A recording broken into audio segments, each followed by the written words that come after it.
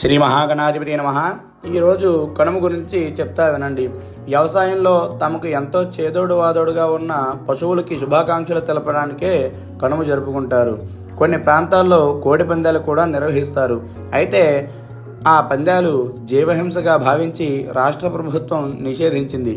అంతేకాదు ఈరోజు బంధుమిత్రులందరితోనూ కూడా కూర్చుని వనభోజనాలు కూడా నిర్వహించుకుంటారు. కనుమ నాడు మినుములు తినాలి అనేది సామెత. దానికి అనుగుణంగా ఆ రోజు గారెలు ఆవడలు వేసుకోవడం ఆనవాయితీ. కనుమ మరుసటి రోజు ముక్కనుమ అని పిలుస్తారు. దానికి బొమ్మల పండుగ అని కూడా పేరు ఉంది. దక్షిణ భారతదేశంలో ప్రజలందరూ కూడా ఈ 3 రోజులు శ్రద్ధాశక్తులతో జరుపుకుంటారు.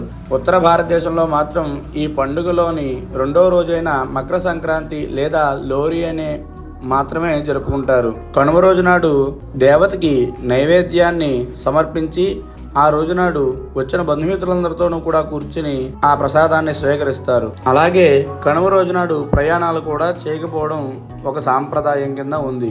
ఇలాంటి మంచి విషయాలకే మన ఛానల్ సబ్స్క్రైబ్ చేయండి, లైక్ చేయండి, షేర్ చేయండి. అందరికీ కనుమ శుభాకాంక్షలు.